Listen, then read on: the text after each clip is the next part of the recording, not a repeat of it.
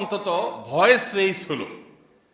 অতএব কোনো মানুষকে জেতানো আপনার দায়িত্ব না। আপনার দায়িত্ব হলো আপনি আপনার বিবেককে খরচ করে একজন ইমানদার হিসাবে আল্লাহর কাছে জবাবদিহি আছে সেই চিন্তা মাথায় রেখে উপযুক্ত ব্যক্তিকে মতামত দেওয়া, এটা আপনার কর্তব্য।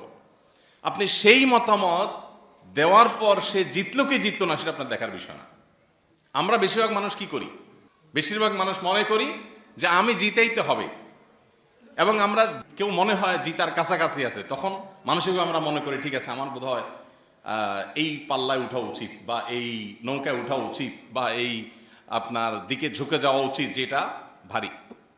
অথচ আমার কাজ হলো, আল্লাহ আমাকে যে বুদ্ধি দিয়েছেন দ্বীনের জন্য, ইসলামের জন্য একজন মুসলমান হিসাবে, দেশের জন্য একজন মুসলমান হিসাবে কল্যাণকর কি সেটা বিবেচনা করা। আল্লাহ আমাদের সবাইকে সঠিক সিদ্ধান্ত সঠিক সময় গ্রহণ করার তৌফিক দান।